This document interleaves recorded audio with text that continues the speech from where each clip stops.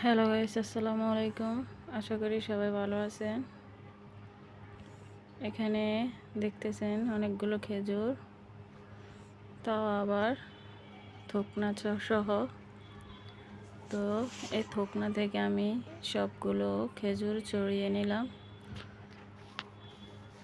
তো খেজুরগুলো দেখুন একেবারে অরিজিনাল।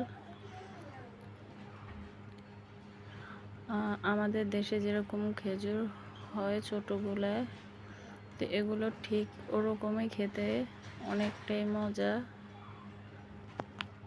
কিন্তু জানি না যেগুলো বাজার থেকে কেনা হয় ওগুলো আর এগুলোর মধ্যে খেতে অনেকটা পার্থক্য পেলাম, অনেকটাই মজা।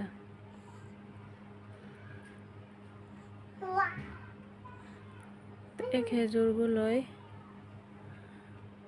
আমার মেয়ের বিপজ্জনক হয়ে উঠলো। তার একটা ছোট্ট ভাই আছে, তার 3 বছর চলে আর তার হলো 4 মাস চলে। আমি ইফতার করতেছি আর সে একটা খেজুর নিয়ে ওর বোনের খাইতে দিয়া পুরো মুখের ভিতরে ঢুকাই দিছিল।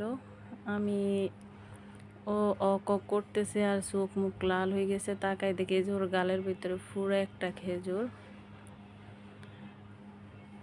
অনেক বড় একটা খেজুর। দেখেন এই খেজুরটাই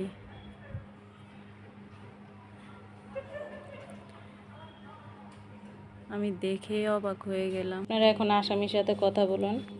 তুমি কেন তোমার বোনকে খেজুর খেয়েছো বলো? কিছু হয়ে যায় বলো।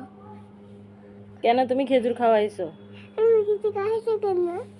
আমি কেন খেজুর খাওয়াইছি? তুমি ওই ফোনাতে না বাপু তো বলো কেন ওকে খেজুর খাওয়াইছো? ওকে রুকুচ পেছো।